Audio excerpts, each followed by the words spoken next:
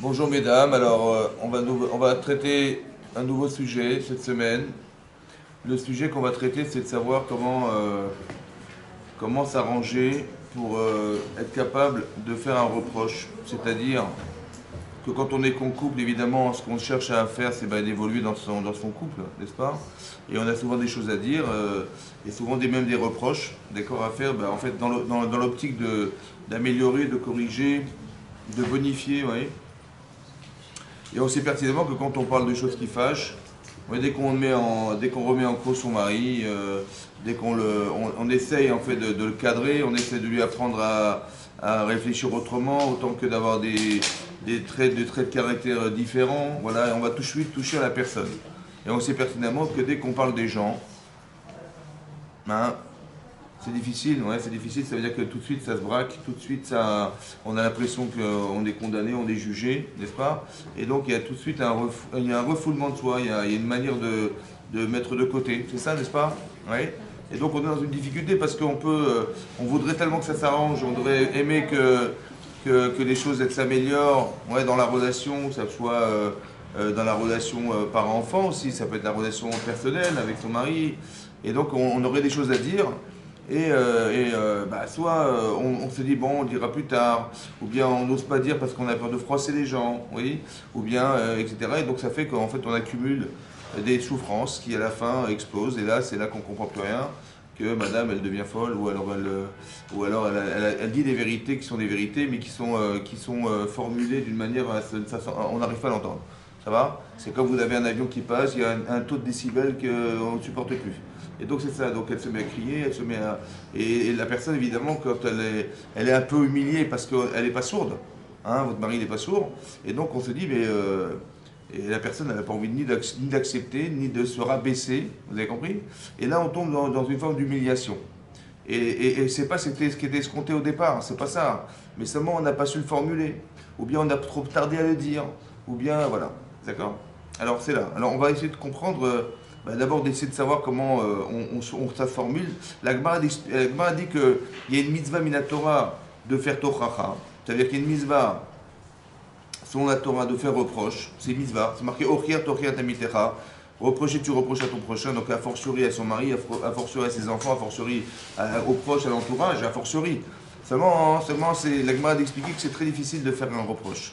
Et des fois, il vaut même mieux s'en abstenir et savoir le faire par d'autres personnes que par soi-même. Mais comment ça se réfléchit et comment ça se traduit dans la vie? Voilà. Alors je vais vous expliquer, le premier rapport qu'on a quand on fait reproche, c'est tout de suite d'entendre du mal de soi. Et ça, la personne ne veut pas entendre du mal de soi. On n'est pas fait pour on n'est pas fait pour, comment vous dire, pour se voir dans ce qui ne va pas chez soi. D'accord? J'ai pas envie de me savoir en défaillance. J'ai pas envie de savoir que j'ai des carences. J'ai pas envie de connaître toutes les tares que j'ai. J'ai pas envie. Je fais l'inverse. Je suis en évolution. Je suis souriante. Je suis souriant. J'ai envie de vivre une vie heureuse. J'ai surtout envie qu'on me rappelle des choses qui me déplaisent. Voilà, c'est ça. C'est ce rapport-là. Et quand on fait reproche, évidemment qu'on va rappeler ce qui ne va pas. Et donc on a cet obstacle. Le premier obstacle, c'est celui-là. Donc comment ça se gère? Comment on arrive à gérer cette situation pour le mieux? Alors, en fait, il faut savoir que quand on fait reproche ou quand on se fait reproche, oui, oui, on se dit mais comment j'ai pu faire ça, comment j'ai osé dire ça, en fait, on peut se faire reproche, qui est une qualité humaine extraordinaire. Parce que lorsqu'on fait teshuva, vous savez, quand on fait teshuva, on revient vers Hachem, les conditions, disons les paramètres qui permettent d'accéder à la teshuva, à la remise en question, il y a ce qu'on appelle la honte. Oui, il y a avoir honte de soi. Oui, avoir honte de soi. D'être capable de se dire mais comment j'ai pu faire ça, et de se voir autrement et de se dire mais comment j'ai osé faire, comment j'ai osé dire, ça ne me représente pas du tout, et je fais teshuva, je dis c'est fini, je ne recommencerai plus, je regrette. Et on voit que les conditions qui sont explicitées dans le Rambam, Maïmonide, oui, les paramètres qui font partie de cette chose, il y a ce qu'on appelle la honte. Et le problème, c'est qu'on risque de faire un amalgame. C'est ça. Parce que pour peu qu'il ait honte, je vais lui dire, écoute, regarde comment tu te comportes, regarde comment tu parles, regarde comment tu t'adresses à tes enfants, regarde ton trait de caractère, regarde comment tu m'ignores, on va dire des vérités à son mari, et j'espère qu'il va avoir honte, comme c'est marqué dans le Rambam, que pour faire teshuva, il faut avoir honte. Ça va? Le problème, c'est qu'on fait un amalgame, parce que Parce qu'il y a avoir honte de soi et de souffrir de la honte des autres. C'est pas pareil. Elle m'a fait honte. Ouais, elle m'a rappelé ce que j'étais. Elle m'a fait honte. Et le problème, c'est qu'elle m'a fait honte, mais même pas en rêve, je vais l'écouter. Même pas en rêve, je vais essayer de lui rendre ce service. Ouais, que de changer alors qu'elle m'a fait mal. Vous avez compris? Il y a le problème de savoir que, en fait, on voudrait qu'il arrive à la honte, mais la vraie honte, il y a une fausse honte et une vraie honte. Il y a la honte qui vient de soi-même, oui, c'est d'avoir honte de soi-même, la boucha, et il y a la honte qui est provoquée par les autres, qui, elle, n'était pas espérée. Ça va? Et cette honte, en fait, elle est négative. La Torah la refuse. Et c'est même très très grave d'arriver à ça. Vous allez voir que le niveau qu'expriment les Chachamim au niveau de ce qu'on appelle la honte, d'avoir honte des autres, à cause des autres, cette honte-là, elle est très grave. Il y a plusieurs endroits dans le chasse où on parle de ça. Il y a notamment une Gemara dans Ktuvot Daf Samer Zayin. La Gemara dit là-bas, il y avait un rave, il s'appelait Maroukva. Lui, qu'est-ce qu'il faisait? Il faisait de la tzedaka, c'est-à-dire la charité. Et donc, il savait qu'il y avait des pauvres dans sa ville. Et qu'est-ce qu'il faisait en cachette? Il allait discrètement, dit la Gemara, il mettait une bourse d'argent entre le mur et le gond de la porte, il glissait un billet, je sais pas, il glissait de l'argent là-bas. Et le pauvre qui était là-bas, il voyait que tous les mois, je sais pas, tous les jours, il y avait un billet, il y avait de l'argent. Il voulait absolument savoir qui était cet homme qui lui faisait la charité. Il voulait savoir qu'est-ce qu'il aidait, il était reconnaissant, il dit, mais voilà, je vis grâce à lui.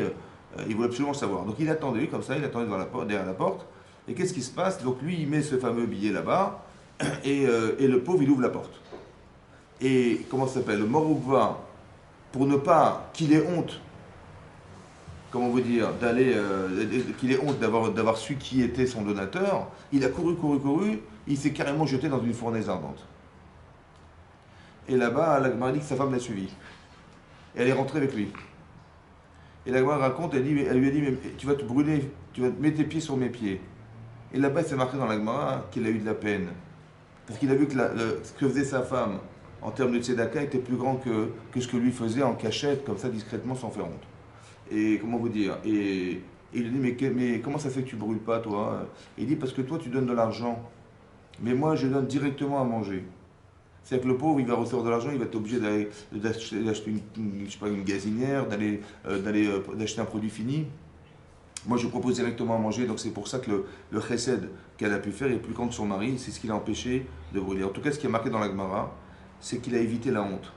Et là-bas, la Gemara, elle dit, mais d'où il a su, Maroukva, qu'il était préférable de se jeter dans une fournaise ardente que de faire honte à son prochain. Alors que lui, il a fait la mitzvah, on est en cas de mitzvah, attention, hein. Mais il n'a pas voulu faire honte à ce pauvre, c'est-à-dire ne pas le ramener à l'idée que, de toute façon, c'était finalisé, il était pauvre. On n'a pas le droit de faire honte aux gens, c'est-à-dire de finaliser l'idée que de toute façon, t'es pauvre. Vous avez compris? J'ai pas le droit de lui dire de toute façon, t'es pauvre. Donc je lui donne en cachette, en disant j'espère, je prie pour toi que cet argent te servira à te sortir de cette situation et que tu vas rebondir et tu vas trouver du travail. Voilà, c'est dans cet esprit-là. Je veux surtout pas qu'il sache que je suis. Donc je veux pas lui faire cette honte. Donc il a préféré mourir. La Gemara demande, mais d'où il a tiré ça? D'où il a tiré qu'il valait mieux se jeter dans une fournaise ardente plutôt que de faire honte à son prochain? La Gemara dit qu'on apprend de Tamar. Pourquoi? Parce que Tamar, qui était Tamar? Tamar était la belle-fille de Yehuda, n'est-ce pas? Qui était lui le fils de Yaakov Avinu. Et qu'est-ce qu'elle a fait? Et donc, comment dire, Yehuda, donc il va donner cette femme à marier à son fils Er, qui décède. Il va donner son fils, qui va demander à son fils qui lui reste, un des enfants qui lui reste, Onan, de faire Iboum, c'est-à-dire d'épouser la femme de son frère pour lui permettre d'avoir des enfants. Et lui, pareil, il décède. Et là, Yehuda, il dit, mais cette femme, elle a un mazal spécial, elle tue ses maris, donc elle dit, mais je ne vais surtout pas donner mon dernier enfant. Et donc, quand elle a compris que Yehuda jamais lui donnera cet enfant, qu'est-ce qu'elle a fait? Elle voulait absolument avoir un enfant de cette famille. Pourquoi? Parce qu'elle descendait de la famille de Shem. De Shem, qui étaient des Kohanim à l'époque, n'est-ce pas? C'était des Kohanim avant la Torah, hein, bien sûr. Et qu'est-ce qui se passe? La Gemara raconte là-bas qu'elle voulait absolument. Donc, qu'est-ce qu'elle a fait? Alors qu'elle était une femme très très très pudique, parce que dit la Gemara dans Sota que même son visage, il n'avait jamais vu de sa vie. Et Yehuda, il n'avait jamais vu le visage de sa belle-fille, tellement qu'elle était discrète. Et donc, qu'est-ce qu'elle a fait? Elle s'est déguisée carrément en femme des rues, et elle s'est habillée. Et donc, elle s'est retrouvée à la croisée des chemins. Et comment ça, le Midrash d'expliquer que lui, il a eu envie d'aller avec elle, alors qu'il avait perdu sa femme, pardon, il avait perdu sa femme, et elle, c'est de cette manière-là qu'elle a espéré avoir un enfant de lui, et qu'elle puisse engendrer la Malchut Israël, c'est-à-dire qu'il y aura le Mashiach qui va descendre de... On sait que la Malchut, comment dire, la royauté d'Israël va engendrer le Mashiach, et elle veut absolument qu'elle soit dans la lignée de gens qui engendreront le Mashiach, voilà ce qu'elle a fait. Bon. Et qu'est-ce qui s'est passé? Bizarrement, elle lui a dit, mais bon, bah, qu'est-ce que tu me donnes en échange? Il a dit, bah, je te donnerai un gdizim, un chevreau. Mais non, pourquoi un chevreau? Parce que en fait, quand il a dit Rachi là-bas, quand il a prétexté à son père que Yosef était mort, il a dit, voilà, reconnais la tunique de ton fils, qu'il avait aspergé de sang du chevreau. Et comme il a menti à son père avec un chevreau, alors il a été aussi trompé par ce chevreau, ça va? Et donc, pourtant il n'avait pas de chevreau, hein. Elle a dit, mais qu'est-ce que tu veux? Il a dit, mais alors donne-moi ce chevreau. Il a dit, mais je n'ai pas de chevreau. Elle a dit, alors donne-moi un gage. Il a donné son bâton, sa bague et son tzitzit. Il avait un vêtement de tzitzit. Il lui a donné un gage, et après, bon, et après, qu'est-ce qui s'est passé? Après qu'il était avec elle, il a dit à Shulamit, son conseiller, il a dit, écoute, va vite retourner cette fille, parce que, imagine, on va faire savoir à toute la ville que j'ai été avec une femme comme ça, c'est pas possible. Et donc, on a recherché cette femme, on ne l'a jamais retrouvée. Pourquoi on ne l'a jamais retrouvée? Parce que de la même manière qu'il a trompé son père, en lui faisant croire, alors il a eu la honte en fait de savoir que lui aussi il est sous la pression de ne pas retrouver la femme qui pourrait le condamner. Lui, il faut savoir que Yehuda, il était Av Beddin, c'était le chef des tribunaux. Les tribunaux, c'était qui le tribunal? Il y avait Yitzhak, Yaakov Yitzhak, et il y avait lui. Donc imaginez-vous la posture qu'il avait à l'époque, et donc il voulait seulement que ça se sache. Lui, il avait fait les Shem Shamayim, mais il ne voulait pas que ça se sache. Qu'est-ce qu'il entend? Il entend que sa belle-fille, Tamar, tombe enceinte. Elle n'est pas mariée. Et donc, qu'est-ce qu'ils ont jugé? Ils ont jugé, donc condamné. Condamné à mort. À l'époque, parce qu'à l'époque des Bénouars, une femme qui avait un rapport adultère, c'était fini. Même si c'était pas en tant que femme mariée, c'était condamné à mort. Qu'est-ce qui s'est passé? Qu'est-ce qu'elle a fait elle? Elle a dit, écoutez, voilà, elle a pris de son bâton, elle a pris sa bague et son vêtement, elle a dit, écoutez, Akerna, je t'en prie, reconnais. Si tu reconnais que c'est toi le père, tant mieux, sinon je préfère mourir. Voilà ce qu'elle a fait. Et à la suite de ça, il a dit, Tzadka, elle a raison, Mimeni, de moi sont ses enfants, et il a accepté de reconnaître que, mais mettez-vous dans sa position à lui, ça va? Mais non, après, il faut juste comprendre, qu'est-ce qu'elle a compris, Tamar? Pourquoi elle a fait ça, Tamar? Elle a préféré mourir. Elle aurait pu dire, attendez, je ne vais quand même pas mourir alors qu'il est le père de... Il va quand même reconnaître qu'il est le père de mes enfants, de ses enfants, n'est-ce pas? Elle aurait pu prétexter, dire, mais c'était légitime de dire, mais écoute, je suis désolé, tu es le père, voilà la bague, ne te retourne pas, ne fais pas croire, etc., que c'est pas toi, voilà, j'ai la bague, comment vous dire, j'ai le vêtement et j'ai le bâton. J'ai la preuve, vous avez compris quoi? J'ai la preuve. Elle aurait pu prétexter dire, au détriment de sa vie, non, elle a mis son mari en avant au détriment de sa propre vie. Mais pourquoi elle a fait une chose pareille? Pourquoi elle a fait une chose pareille? Parce que quelque part en disant ça, elle a fait un reproche à son mari, à son futur mari, en disant, mais c'est toi le père, c'est toi, reconnais la vérité. Elle n'a pas voulu elle n'a pas voulu lui imposer la vérité. Elle a voulu qu'il accepte la vérité. C'est pas pareil. Maintenant, comment on peut faire accepter la vérité, n'est-ce pas, et ne pas l'imposer? Parce que c'est vrai, quand on est énervé, c'est légitime, on a toutes les raisons de s'énerver, on a toutes les raisons de dire la vérité à son mari, c'est vrai, mais il y a une façon de dire, ça va? Et donc, on n'est pas dans l'imposition. Quand on s'énerve, on impose. Alors que quand on est respectueuse, tout à coup, ça marche. C'est bizarre. Je vais vous expliquer pourquoi. Parce que Yehuda, il est dans une position très difficile. Parce que d'un côté, il est Av Beddin, c'est-à-dire c'est lui le chef des tribunaux, c'est lui le représentant de la Torah de l'époque. Mais ce qu'il a fait n'est pas compréhensible. Bien qu'il ait 50 millions de raisons de l'expliquer, mais ça ne sera pas compris par les gens. Et donc il va avoir honte, n'est-ce pas, de ce qu'il a fait. Maintenant, elle sait pertinemment que son mari, c'est un homme. Il est fier. Il va avoir honte et ça, il lui reprochera toute sa vie. Vous avez compris ce qui se passe? Vous savez ce qu'elle a fait, elle? Elle a dit, écoute, je meurs pour toi. Au lieu de lui dire, mais regarde quel père tu es, regarde qu'est-ce que tu vas tuer ta future femme, tu vas tuer les enfants à qui tu as donné naissance. Elle renvoie sur ses problèmes. Elle n'a pas fait ça. Elle a dit, écoute, je suis prêt à mourir pour toi. Je te fais cavote, je te respecte. Ah, tu me respectes, alors j'accepte aussi de m'humilier pour toi. Vous avez compris ce que ça veut dire? C'est que quand on fait reproche, vous voyez, nous on a tendance à croire que je vais le ramener à la vérité, mon mari. Et je vais le redresser, et je vais le bousculer, et je vais le remettre à la raison. Vous avez compris ce qu'on fait? En fait, c'est une manipulation qui malheureusement est fausse. Parce que de faire reproche à quelqu'un, c'est de l'amener à penser. et jamais de l'imposer, de lui imposer quoi que ce soit. Vous comprenez ça? C'est ce qu'elle a fait. Elle a dit, je ne vais pas lui faire la honte. Laquelle? La fausse honte. La honte qui refoule. La personne, la honte qui refoule. Vous avez compris? Quand tu veux me faire honte, mais d'abord occupe-toi de toi. Tu veux me faire honte, occupe-toi de tes oignons. Vous avez compris? Ou d'abord arrange-toi toi, après tu viendras m'arranger moi. Tout ce forme de prétextes qui font que la personne, elle refoule. Tout ça, elle refuse d'entendre. Mais pourquoi elle refuse d'entendre? Parce que mais tu me remets en cause, tu me fais mal, tu me fais honte en fait. Même pire que ça. En fait, je sais que j'ai des problèmes.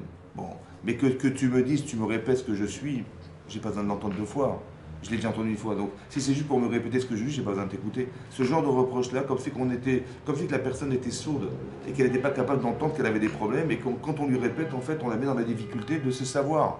Non seulement je sais que je suis, mais en plus tu le fais savoir, c'est impossible.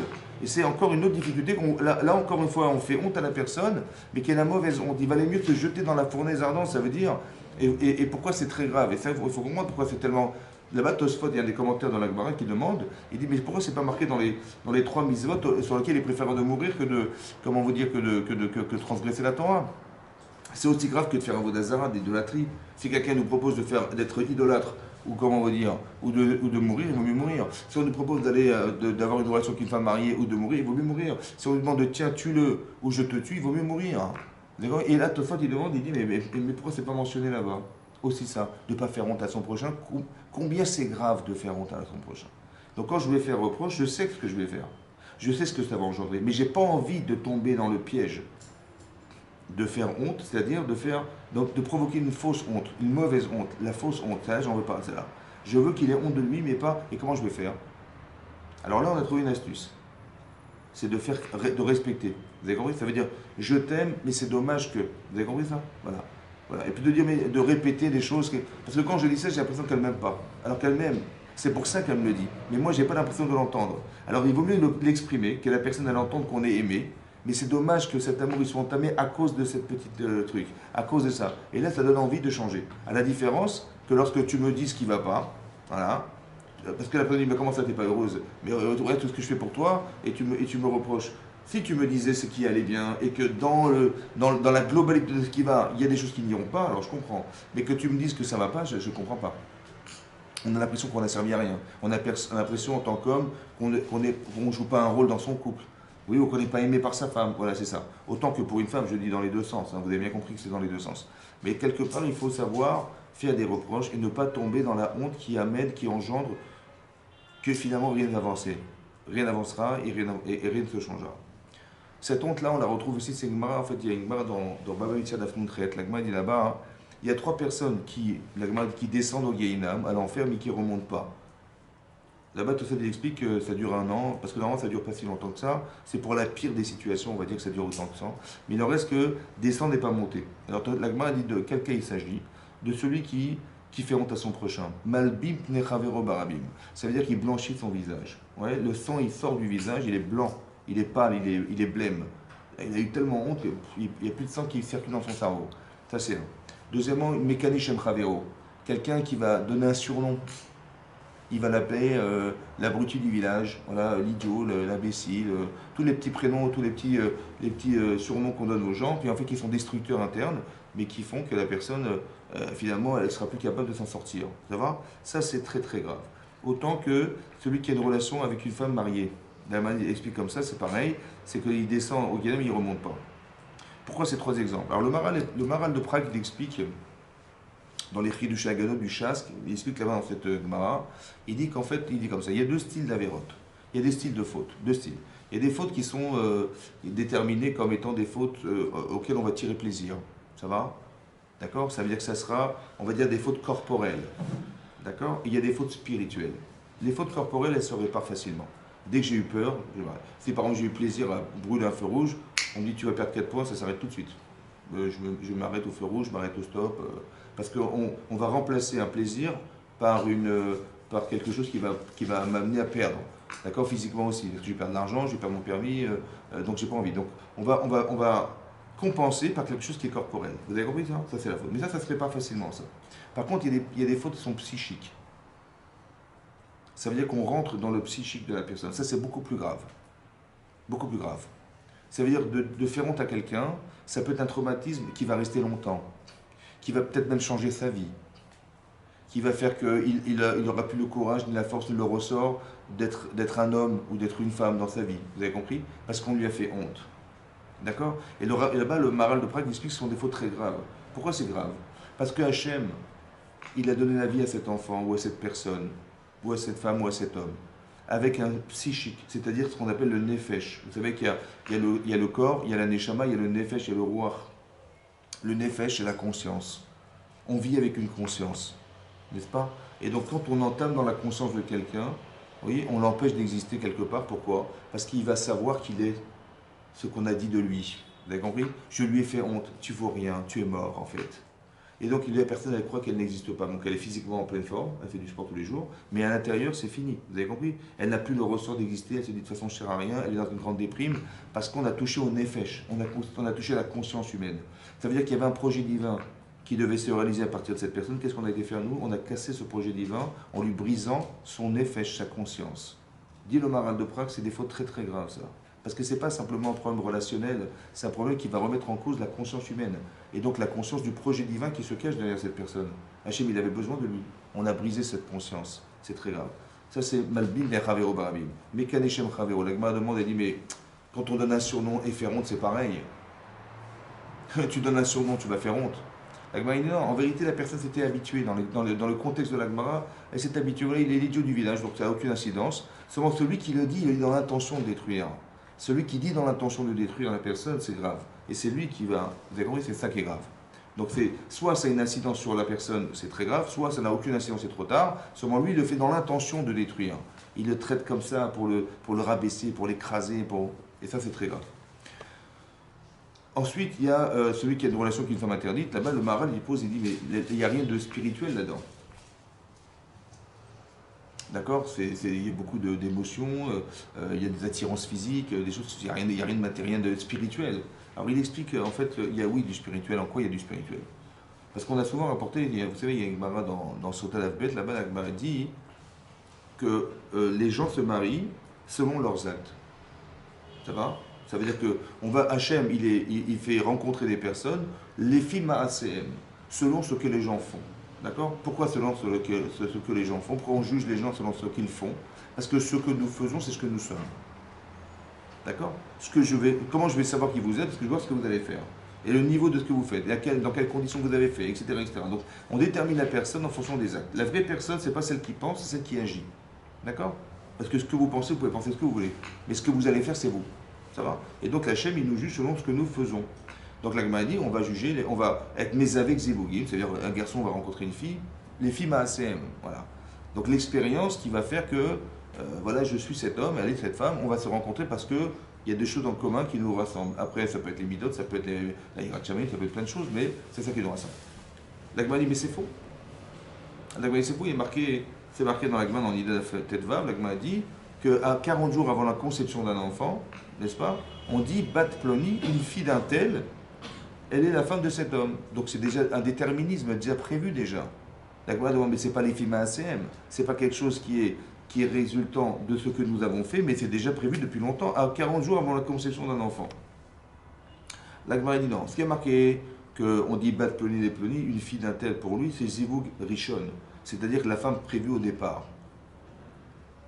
D'accord? Mais si cette femme, elle n'a pas suivi les consignes qu'on espérait d'elle, ou si monsieur, elle a très bien suivi elle, mais lui non, alors on va essayer de trouver quelqu'un qui correspond le mieux à la personne.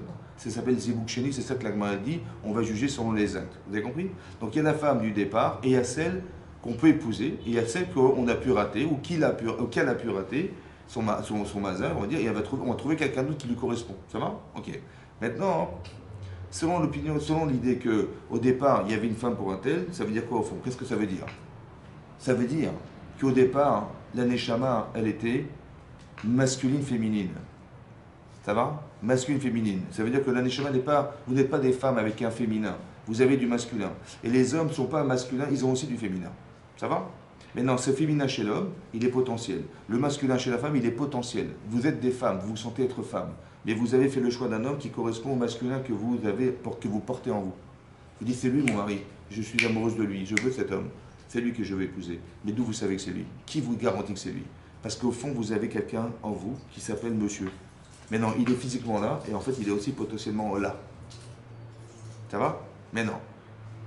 Mais non. Donc le projet divin, c'était qu'on retrouve son âme sœur. Ça veut dire que, en fait, sa vie va démarrer à partir du moment où je serai sous la roupa avec ma femme. Et je serai sous la roupa avec mon mari, ma vie démarre. Avant, c'est de l'apprentissage. Vous êtes une femme. Mais non, vous êtes dans l'application de cet apprentissage, en vous mariant, vous allez retrouver votre mari. C'est quoi l'objectif? C'est d'aller nourrir chez vous cette capacité à être masculin-féminin. C'est-à-dire, vous êtes des femmes, il faut vous adapter au masculin parce que votre âme, elle est masculine-féminine. Et votre mari, c'est pareil, il est un homme, il faut qu'il arrive à adapter son âme en étant aussi féminine. D'accord? Ça veut dire que votre mari doit pouvoir être réactif à ce que vous êtes. Il va pouvoir comprendre ce que vous êtes. Il va être dans la logique du féminin. Ça va? Et c'est comme ça qu'on nourrit du féminin. Mais alors, qu'est-ce qui va se passer en particulier pour la femme? Après, c'est pas le sujet. Mais si une femme, elle trompe son mari, ou si un homme, il décide d'aller séduire une femme mariée, ça va? Et qu'ils ont une relation qui est reconnue, etc., avec des témoins et tout, ils vont divorcer. Elle est assour à l'eau, c'est-à-dire que cette femme, elle ne peut plus rester avec son mari. D'accord? Mais non, elle peut faire teshuva toute sa vie, c'est une faute tellement grave qu'il n'y a pas de teshuva. On ne peut pas remettre en question. À la différence d'autres avérotes, on peut... Là, non, c'est fini. Pourquoi c'est fini? Parce que le fait d'avoir touché à la partie psychique, c'est-à-dire à la partie profonde de la personne, ce couple, en fait, il était fait pour l'éternité, vivre ensemble. Quand je dis éternité, ça veut dire qu'ils vont mourir ensemble, ils vont renaître ensemble, ils vont rester dans ce monde-ci, l'éternité ensemble. Kriyatametim, ça se passe ici, d'accord? Donc qu'est-ce qui va se passer, ce projet, maintenant? Ben, il est déchiré. C'est fini, vous avez compris pas? C'est fini. C'est-à-dire que le projet divin qui avait été prévu au départ, il est déchiré. C'est ça la gravité de l'adultère. C'est ça que dit le Maral de Prague. Que quand une femme elle trompe son mari, elle en particulier, après c'est un sujet à part d'essayer d'y réfléchir, pourquoi c'est elle qui est touchée par ce problème, mais il n'en reste que le projet a déchiré. Vous avez compris ce que c'est? Donc faire honte à son prochain, comment? Alors c'est pas le sujet, on va pas rentrer, c'est un autre sujet. Juste de vous expliquer, après peut-être à la part je vous expliquerai, mais juste que vous compreniez que la responsabilité qu'a une femme à ce niveau-là, c'est que le projet divin, qui était au départ construit, il est déchiré en deux. C'est-à-dire c'est fini, il ne pourra plus avoir lieu. Donc c'est-à-dire qu'on touche à des psychiques. C'est ça que voulait dire le Maral de Prague.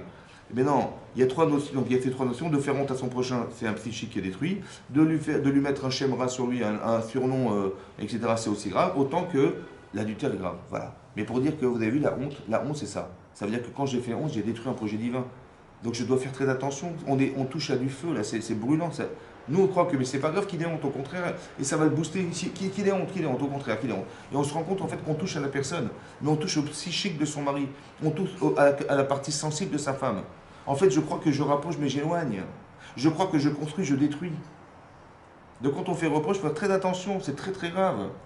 On touche à du feu, là, c'est très grave. C'est dans du bien Adam el Chavero, et a fortiori à son épouse et son mari, c'est a fortiori parce que c'est la personne à qui on tient le plus. Et on ne se rend pas compte qu'en fait on détruit, mais on s'auto-détruit.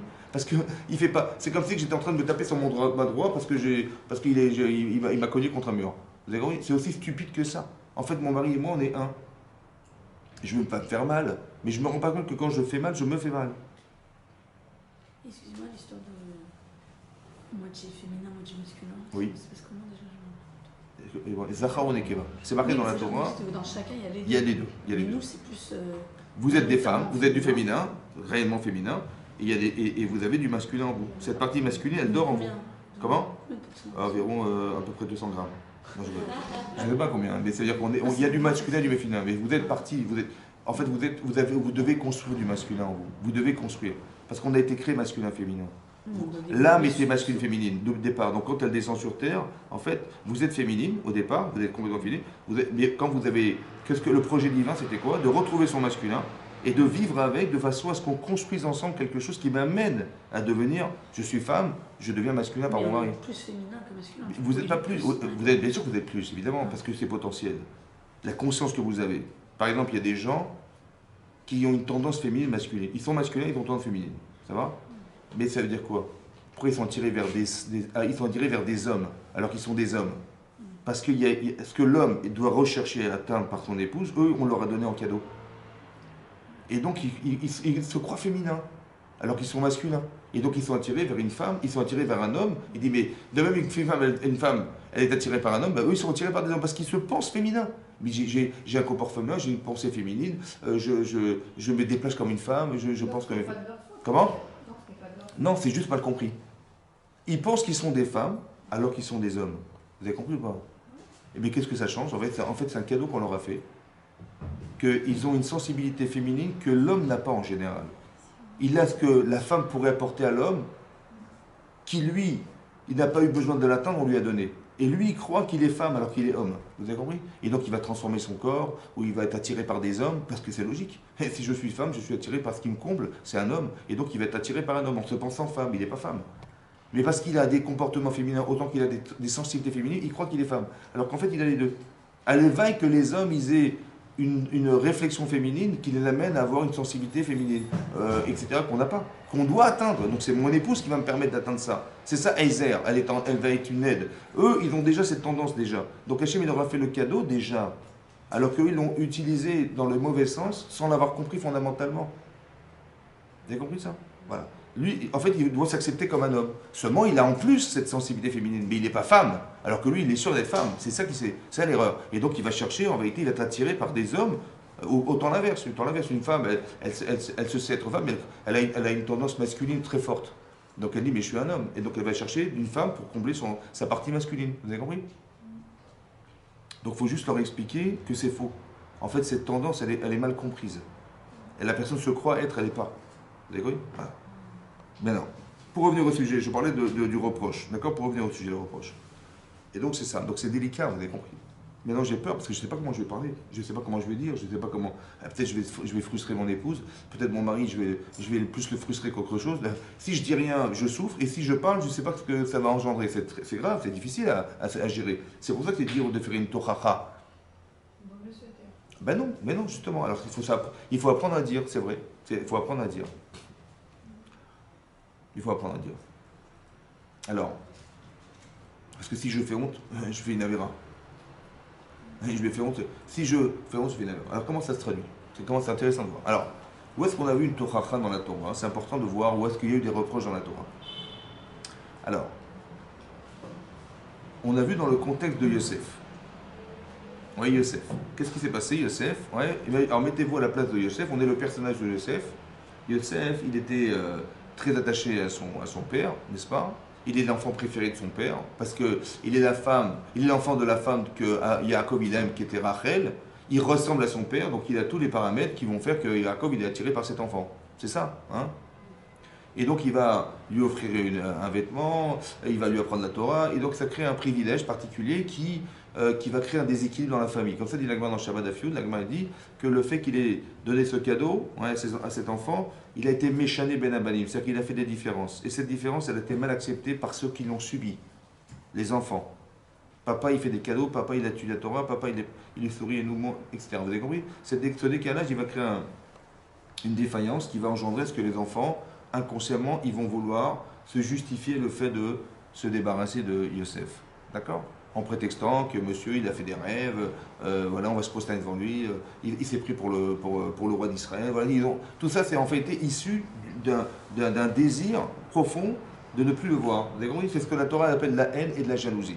On parle de tzadikim, encore une fois, hein, c'était des tzadikim. Donc il faut bien remettre le contexte, on ne parle pas des voyous, c'est pas des voyous ici. Hein. Quand vous êtes un paracha, on a l'impression qu'on a affaire à des voyous. Non, ce sont des tzadikim, des tzadikim. Seulement, on peut être un tzadik et justifier, comment on va dire, juridiquement une situation en disant mais j'ai bien compris le rêve, je ne suis pas idiot, il a dit qu'on allait tous se prosterner devant lui, donc Yehuda, qui est futur roi d'Israël, il va se prosterner devant monsieur Yosef, ce qui est impossible. Devant qui vous pensez que le roi Yehuda il peut se prosterner? Et donc ça veut dire, autrement dit, ça veut dire que Yosef il s'est pris pour le roi d'Israël. C'est ça ou pas? En fait c'était faux, mais c'est pas grave, c'est ce qu'ils ont cru. Mais pourquoi ils ont cru ça? Pourquoi ils ont pensé comme ça? C'est ça qui est intéressant. Donc voir que la pensée, en fait, elle est articulée par un désir au fond, oui, qui me fait penser que je veux articuler ma pensée en pensant que il a dit ça pour qu'il puisse être condamné, jugé et on ne puisse plus souffrir de sa présence. Vous avez compris comment ça marche? Ok. En fait, c'est le désir de me débarrasser qui va justifier intellectuellement le fait que je vais expliquer qu'il a pensé au roi d'Israël, etc. Ok, donc il est vendu esclave. Qu'est-ce qu'ils ont fait? Des fois, ils ont voulu le tuer, ils ne l'ont pas tué, ils ont dit ok, on va le vendre. Ils l'ont vendu esclave. Donc imaginez-vous, mettez-vous à la place de Yosef, il est vendu esclave par ses propres frères. Alors qu'il avait rêvé que lui, il est en haut de l'affiche, voilà, tout le monde se procède à lui, c'est effroyable, psychologiquement je parle. Hein. Donc il a été chassé de sa famille, il a été vendu esclave, on ne peut pas de la société alors qu'il était là-haut, dans sa tête il était là-haut. Et il a pris la Torah avec son père, c'est fini. etc. Donc, et à cause de qui? C'est à cause de je sais pas, à cause de je sais pas quoi. Et donc il ne comprend pas ce qui lui arrive. Mettez-vous à sa place 2 minutes. Très dur ce qu'il est en train de subir. Ensuite, il arrive chez Potiphar en Égypte, là-bas. Donc là, lui, c'est quelqu'un d'irréchamé qui respecte les mitzvot de la Torah. Et il est dans un monde carrément corrompu, de la débauche. C'est très très difficile de résister à tout ça. Et qu'est-ce qui se passe? La femme de Potiphar, il lui court après depuis 1 an déjà, elle se change 3 fois par jour. Et il se retrouve un jour à être très seul avec elle. Et là, il est confronté à cette problématique. Et il va se refuser à elle. Et elle va le condamner en disant, voilà, prétextant qu'il avait abusé d'elle. J'ai la preuve, vous voyez, c'est son vêtement. Il va se retrouver 10 ans en prison. Il n'a rien fait. Hein. Ni il a fait quoi que ce soit avec ses frères, ni il a fait quoi que ce soit avec elle. Il se retrouve en prison. D'accord? Maintenant, qu'est-ce qui va se passer à cause de tout ça? Il est en train de vivre tout ça à cause de ses frères, on est bien d'accord. Finalement, au bout de 12 ans de prison, il va retrouver Pharaon. Hachem a fait qu'il a pu interpréter son rêve, et là, il va monter en poste au royaume de Pharaon. Il devient vice-roi d'Égypte carrément. Et qu'est-ce qu'il attendait? Donc 9 ans plus tard, il avait 30 ans, 9 ans plus tard, il a demandé à tous les douaniers de l'informer lorsque des enfants, un tel fils de Yaakov, ils rentreront en Égypte, de lui faire savoir. Et on lui fait savoir. D'accord? Qu'est-ce qui se passe? On lui fait savoir qu'ils sont rentrés par des portes différentes. Ils ne sont pas rentrés ensemble. Et lui va prétexter, dit Rachi, que vous êtes des espions. Ça va? Parce que pourquoi vous n'êtes pas rentrés ensemble? Vous êtes venus espionner la terre, d'Égypte, etc. Mais non, pourquoi il a dit espion? Alors là-bas, on explique comme ça. Quelqu'un qui a de la hirat shamaim, quelqu'un qui fait vivre Hachem dans sa vie, il sait pertinemment que rien n'est calculé, rien n'est fait par hasard. Ça va? Donc comment Hachem il s'exprime? Il n'a pas besoin de téléphoner. Il nous fait vivre des événements. Maintenant, il faut juste pouvoir traduire qu'est-ce que veut dire que Yosef, il m'a dit, je suis un espion. Lui, il savait qu'il raisonnait comme ça, ses frères. Que tout ce qui leur arrive, ça les fait réfléchir. Maintenant, Yosef, il a dit, vous êtes des espions. En fait, qu'est-ce qu'il a voulu dire? J'ai juste pas compris ce qu'il voulait dire en étant des espions. En vérité, ce mot espion, il devait avoir un effet inconscient chez eux. Pourquoi? Parce que, qu'est-ce qui a provoqué la vente de Yosef? C'est l'explication qu'on a faite de son rêve. C'est ça. Il leur a dit, vous êtes des espions. De quel droit vous êtes permis de pénétrer dans mon rêve et de rentrer et de sortir, comme des espions qui rentrent dans un territoire et qui vont informer les autres, en disant, mais il est arrivé, voilà ce qu'il est arrivé, je vais vous expliquer, je suis un espion, je rentre dans son rêve, et je ressors, et il dit, mais qu'est-ce que vous avez compris du rêve? On a tous compris la même chose. Mais de quel droit vous êtes permis d'être des espions de mes rêves? Pour avoir jugé et condamné, et m'avoir vendu esclave. Il a espéré que espion, ça permette la teshuva. Ça n'a pas fonctionné. Mais qu'est-ce qu'il a fait? Il a dit, écoutez, je ne vous crois pas, vous êtes des menteurs. Mais bon, vous m'aviez dit que vous avez un petit frère Benjamin, je ne vous crois pas. Mais bon, c'est simple. Je vais garder Shimon en otage. Vous allez acheter vos marchandises, parce que c'était la famine, hein, dans le monde entier, il y avait la famine. Vous achetez la marchandise, vous retournez les choses, mais je ne veux plus vous voir. Ça va? Ne revenez plus en Égypte. Il savait pertinemment qu'ils étaient obligés de revenir, parce qu'il n'y avait pas de quoi manger. Et donc il dit, mais si vous revenez, hein, si déjà vous revenez avec votre frère Benjamin. Hein. Bon, ils n'ont pas compris ce qui s'est passé. Qu'est-ce qu'il en baisse Benjamin? On ne comprend rien. Et puis finalement, il retourne en chemin, et dit la Torah, que quand Lévi, il a ouvert sa sacoche, il a vu l'argent. Quel argent? L'argent que Yosef il avait remis l'argent qu'ils avaient dépensé pour acheter tout ce qu'ils avaient dû dépenser. On a remis l'argent dans la sacoche de chaque enfant. Ils ont vu ça, ils ont dit Hachemi Manachnu, on est fauteur. Pourquoi? Au lieu de dire grâce à Dieu, ça ne nous a rien coûté. Attendez, Dieu les. Mais Minashamaim, on a dépensé 2000 euros et voilà, 2000 euros sont dans les sacoches. Grâce à Dieu, on n'a rien, ça ne nous a pas coûté un centime. Ils n'ont pas dit ça, ils ont dit on est des voleurs. Hachemi, on est des fauteurs. Et ils ont dit peut-être que ce qui nous arrive, la souffrance qui nous arrive, c'est parce que Yosef, quand il criait dans le puits là-bas, au secours, sauvez-moi, on était indifférents. Ils n'ont pas remis en cause la vente, ils ont remis en cause la souffrance. Ça veut dire qu'on n'a pas été des frères. On aurait dit écoute, on est désolé, mais on est obligé de te vendre. Excuse-nous. Non, ils n'ont pas été sensibles. Il dit peut-être que la souffrance qu'on a vécue 22 ans après la vente, elle revient à la surface. Et ils se disent peut-être qu'on n'a pas souffert de fait de le sentir en détresse comme ça, on aurait dû réagir. Ça veut dire que la souffrance, elle a engendré de la conscience. Vous avez compris ça? On n'a pas souffert pour rien. C'est-à-dire que j'ai souffert, ouais, mais tout à coup, la conscience que j'avais d'avoir imaginé que Yosef, le pauvre, il a dû crier dans le puits là-bas pour dire au secours, sauvez-moi, cette conscience, je ne l'avais pas. Et c'est là qu'elle ressort. Bizarre. Pourquoi? Parce qu'en fait, je l'avais camouflé.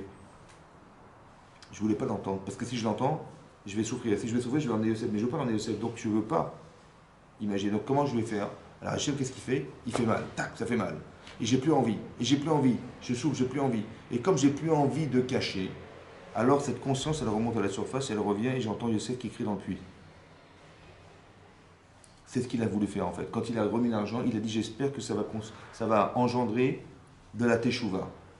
Ça va? Ok. Qu'est-ce qui se passe?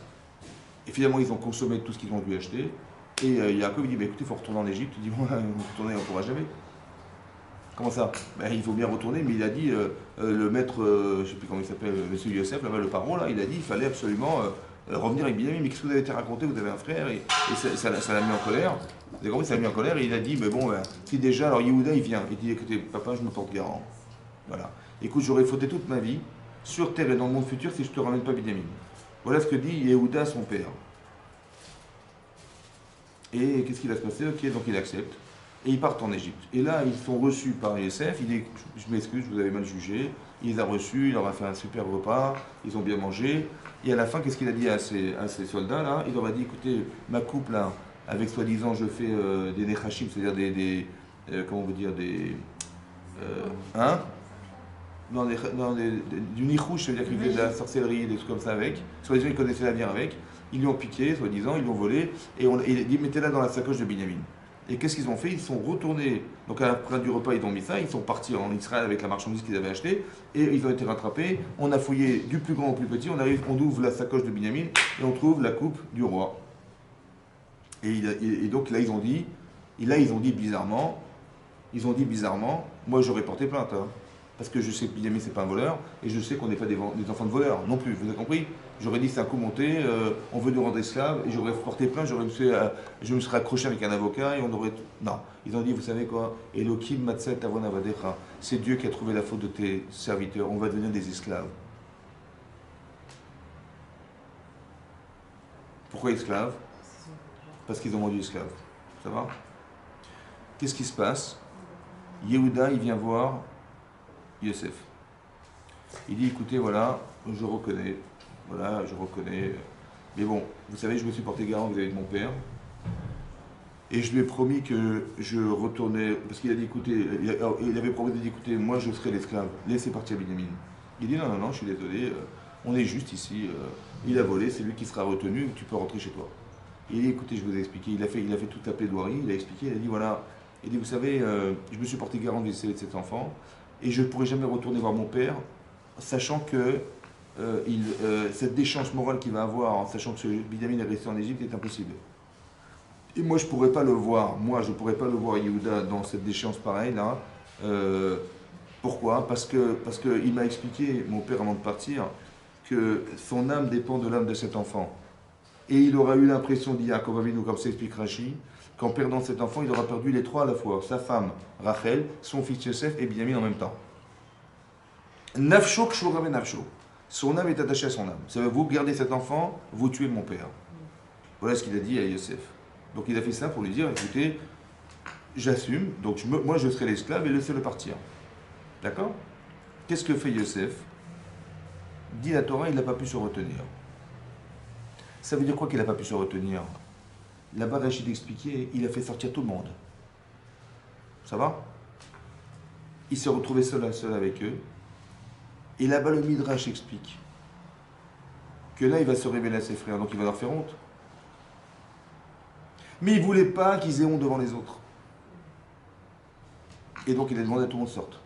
Il ne voulait pas organiser la mauvaise honte en disant, tu vois, je vais vous dire que je suis Yosef et que je vais vous faire de reproches. Oui, voilà ce que vous avez fait, alors que c'était faux. Vous avez pensé que j'étais roi d'Israël, mais c'est roi d'Égypte, vous êtes trompé. Et tout ça à cause de... Tout ça pour rien. Je n'ai pas envie de leur faire honte. Devant les autres. Alors je dis, sortez tous. Dit le Midrash Rabbah que lorsqu'il a dit aux gens de sortir avant de révéler qui était Yosef, il a mis sa vie en danger. Parce que là, il aurait pu tuer, c'était fini. Mais attention.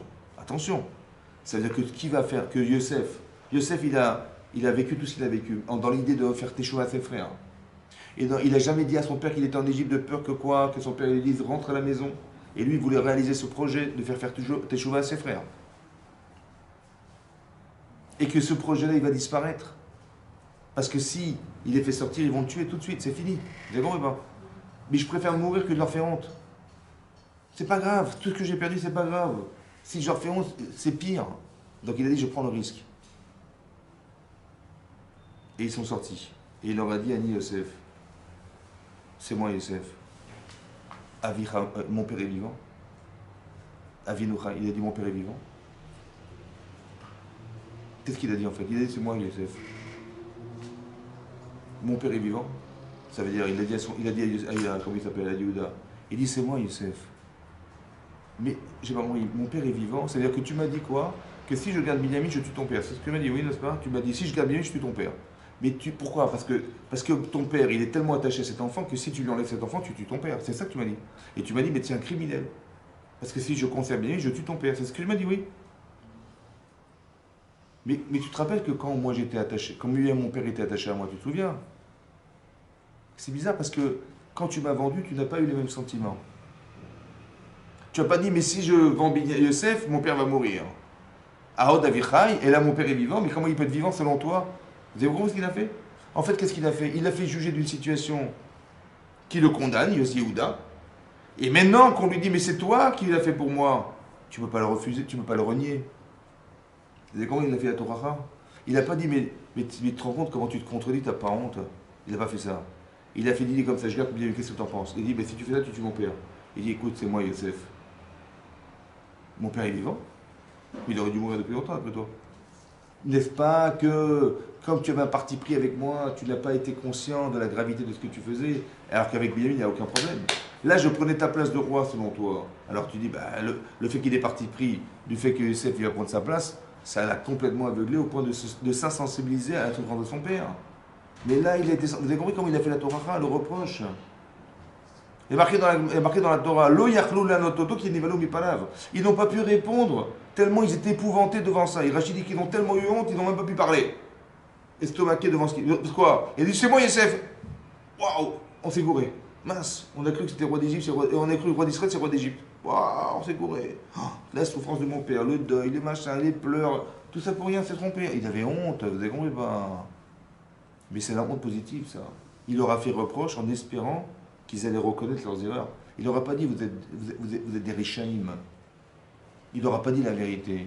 Il leur a fait accepter la vérité. Vous avez compris le respect de l'autre. Il a trouvé un système qui a permis à Yehuda d'accepter. Parce que s'il avait dit, mais il les avait convoqués dans son bureau, avant déjà, il aurait dit, écoutez, vous m'avez pas reconnu, non? Ben, c'est moi Youssef. Alors, j'ai fait de la prison, voilà ce que je vais vous raconter ce que j'ai vécu. J'ai quitté mes parents, j'ai quitté la Torah de mon père, j'ai quitté mes frères, j'ai quitté tout ça. Et je suis retrouvé en Égypte avec toute la corruption et tout ça, je me suis battu, j'étais en prison. À cause de vous, vous vous rendez compte ou pas? Vous êtes des riches, mais tous en prison. Et hop, tous en prison. Ils auraient dit, comment ça en prison? Mais c'est de ta faute, regarde le rêve que tu as fait, regarde le machin. Ils auraient pu prétexter quoi que ce soit, ça n'aurait pas marché. Écoutez-moi, il y a marqué Lo yachlou lanototo. Ils n'ont pas pu répondre. Qui n'y va nous mi panav. Ils étaient épouvantés devant lui. Et évidemment, s'ils sont épouvantés, ils ne peuvent pas répondre. Pourquoi la Torah précise qu'ils ne pouvaient pas répondre? Pourquoi la Torah dit qu'ils ne pouvaient pas répondre? Mais évidemment, quand tu es comme ça, tu es paralysé devant Yosef, tu ne peux pas répondre. Mais dans la Torah, elle ne dit jamais des mots pour rien. Ça veut dire quoi? Ils n'ont pas pu répondre. C'est comme ça. Si vous savez quoi maintenant, dorénavant, vous saurez. Si vous faites un reproche à quelqu'un et qu'il peut répondre, vous avez tout perdu. Parce que s'il peut répondre, c'est qu'il va lui rester la honte sans être capable de pouvoir accepter ce qui lui arrive. Vous avez compris ça? Si je dis à mon mari, t'as vu comment tu... Mais ça va pas, il y en a marre de toi, et baba. Il dit, mais de quoi je me mêle d'abord? Et puis toi, tu t'es vu d'abord? Il a répondu. Qu'est-ce qui va rester entre nous? Ben, la honte. Cette honte, elle est interdite. Parce que c'est à cause d'elle qu'il a refusé de m'entendre. Je crois que j'ai fait une mitzvah, je fais une avéra. Lo yachlou lanototo qui ne va pas là, ça veut dire qu'ils n'ont pas pu répondre, ça, il ne faut pas qu'ils puissent répondre. Il faut que vous soyez certaine que le kavod que vous lui faites, il va être tellement gêné que lui fait du kavod pareil, et qu'en même temps vous lui dites que ça ne va pas, qu'il va avoir tellement honte, il va dire excuse-moi chérie, il ne faut pas qu'il puisse répondre. Vous avez compris ce que ça veut dire? C'est ça qui va. Lo yachlou lanototo qui ne va pas là. Ils n'ont pas pu répondre tellement ils étaient épouvantés. Pas que la résultante d'être épouvanté, c'est en gens qui n'ont pas pu parler. Non, c'est qu'à chaque fois que je fais un reproche, s'il peut répondre, je suis foutu. Donc il faut que je réfléchisse comment je vais lui dire pour qu'il ne puisse pas répondre. Alors comment je vais faire? C'est vous qui choisissez. Vous avez compris, moi? Il ne faut pas qu'il puisse répondre. Parce que s'il répond, il va me dire, mais attends, de quoi je me mêle? C'est-à-dire que tu m'as fait honte, mais tu rigoles, mais de quoi je me mêle? Ou d'abord, change-toi, toi, après tu verras. Et après, je vais t'expliquer, je vais tout t'expliquer, il va vous mentir. Mais pourquoi il ment? Parce qu'il a eu honte. En fait, tu sais ce que j'espérais? J'espérais en t'écoutant que tu m'aurais donné une réponse à mes problèmes. Mais tu m'as répété ce que je ne savais pas faire, j'ai pas besoin. Alors je te renvoie. Vous avez compris ce qui se passe? Faire très attention. Cette honte-là, on n'en veut pas de cette honte. C'est la honte de Maroukva, c'est la honte de Yosef devant ses frères, c'est la honte. Il ne veut pas de cette honte. On ne veut pas de cette honte-là. On veut savoir faire reproche en sachant que ça va changer. Mais ça ne peut pas changer si tu me mets une claque. Ça ne peut pas changer si tu me rabaisses. Ça ne peut pas changer si tu me prends pour un enfant.